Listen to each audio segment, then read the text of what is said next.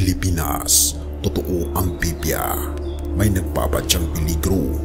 Bakit 3 beses nang pupunta si Pangulong Bongbong Marcos sa Pentagon?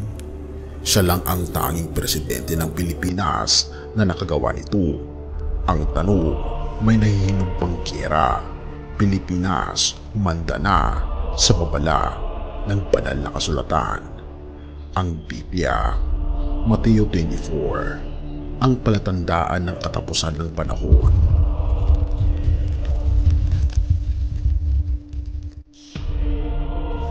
Makakapulong ni Pangulong Marcos Jr. sina U.S. Secretary of State Marco Rubio at U.S. Defense Secretary Pete Hegseth sa Pentagon.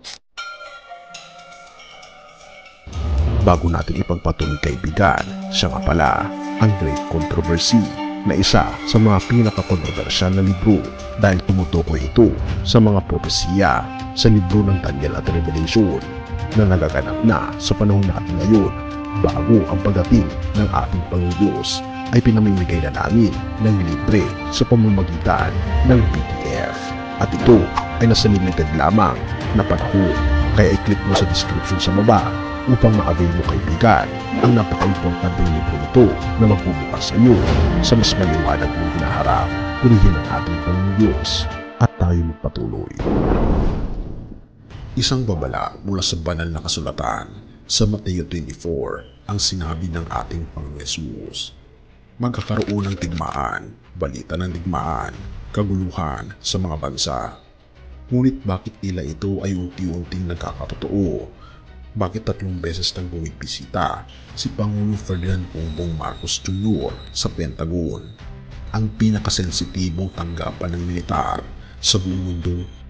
Siya lamang ang gumawa nito sa kasaysayan ng lahat ng presidente ng Pilipinas.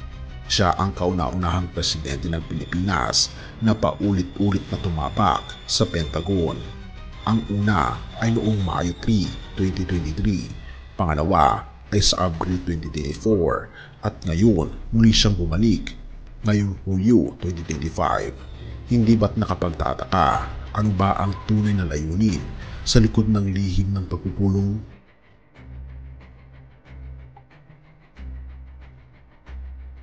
Washington DC, 2:48 AM Manila Time. Dumating si Pangulong Marcos sa Estados Unidos upang personal na makipagkita kay President Donald Trump sa White House. Ayon kay Philippine Ambassador Jose Manuel Romualdez, tatalakayin ni Marcos at Trump ang seguridad at depensa, pagpapatibay ng Mutual Defense Treaty, kooperasyon sa West Philippine Sea at pagpapalakas ng ugnayang militar sa mga bansang kaalyado ng Amerika. Ang tanong, ano itong Pentagon meeting? Ano ang tatalakayin? Makikipagpulong din daw si Marcos sa Defense Secretary Pete Hegseth, ang Secretary of State Marco Rubio sa Pentagon. Oo, you heard it right, Pentagon. Sabi ni Romualdez, tatalakayin nila kung paano pa mapapatatag ang alyansa ng Pilipinas at Amerika, lalo na sa harap ng lumalalang tensyon sa West Philippine Sea. Ang tanong, may nahihinog bang giyera? Bakit tila may pagbabadya? Ang kasaysayan ay tila inuulit at ang mga palatandaan ng Biblia ay lumilitaw isa-isa.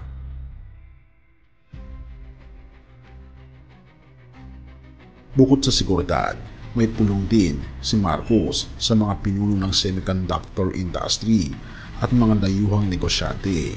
Ang layunin nitong ipromote ang Luzon Economic Corridor at pangalawa, ayusin ang issue sa 20% tariff sa mga produktong galing sa Pilipinas. At pangatlo, talakayin ang posibilidad ng free trade agreement. Ngunit kapansin-pansin ayon kay Romualdez, hindi isasama sa usapan ang kontrobersyal na immigration policy ni Trump. Gayunpaman, binigyan din niyang ang mga Pilipinong may deportation order ay tiyak na pauwiin sa Pilipinas, hindi sa ibang bansa. Ating balikan ang Mateo 24. Mag-ingat kayo at huwag kayong padaya sapagkat marami ang darating sa aking pangalan. Makakarinig kayo ng mga digmaan at alingaw-ngaw ng mga digmaan. Pagkatapos darating ang wakas. Mateo 24 verses 4 to 6. Kaibigan, totoo ang Biblia. Handa ka na ba sa mga posibilidad ng mga pangyayari sa ating bansa? Habang ang mga lider ng mundo ay abalang pinag-uusapan ang seguridad, digmaan at kapangyarihan, tanong ng marami, anong mangyayari sa ating bansa? May giyera bang paparating? Handa na ba tayo? Pero higit pa sa tanong ng politika o militar, may mas mahalagang tanong na dapat itanong ng bawat isa sa atin. Handa na ba tayo sa pagbabalik ng ating Panginoon Jesus? Sa gitna ng balita, tensyon at mga babala, hindi digmaan ang dapat nating ikatakot, kundi ang hindi natin pagiging handa sa pagdating ng ating Panginoon Diyos.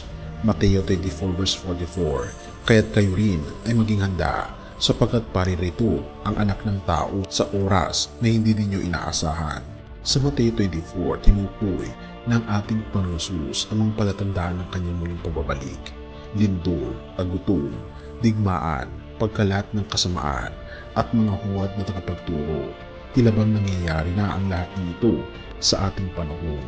Habang nakatuon ang mundo sa Pentagon meetings, alyansa sa militar at paghahanda sa mga posibleng giyera, nakakalimutan ng karamihan na ang pinakamahalagang dapat paghandaan ay hindi ang panandaliang labanan sa lupa, kundi ang pagharap natin sa ating Panginoon Kristo sa kanyang muling pagbabalik. Hindi ipinadala ang ating Panginoon Jesus upang takutin tayo, kundi upang iligtas tayo mula sa tiyak na kapahamakan.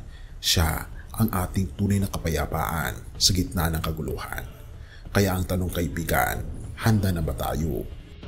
Sa gitna ng mga balita ng digmaan at panganib, sino ang ating pinagtitiwalaan? Sandata ba o ang tagapagligtas? Kung darating ang ating Panginoon Jesus ngayon, handa ba akong humarap sa Kanya? Pinaghahandaan ko ba ang buhay ko na parang darating siya anumang oras?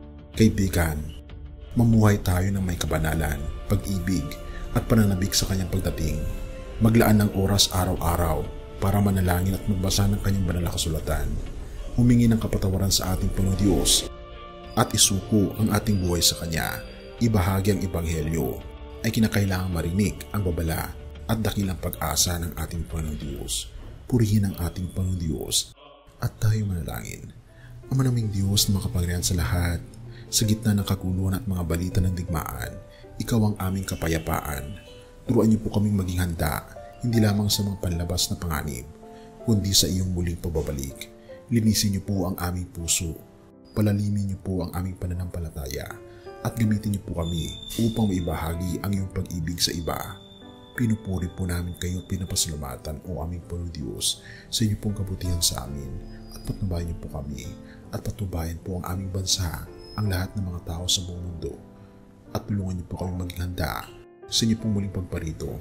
Salamat po, o aming Panginoon Diyos, sa pagdinig ng aming mga panalangin, at patawarin po kami sa lahat ng aming pagkukulang at pagkakasala, sapagkat ito po ang aming samot hiling sa matamis na pangalan ng aming Panginoon Jesus. Amen.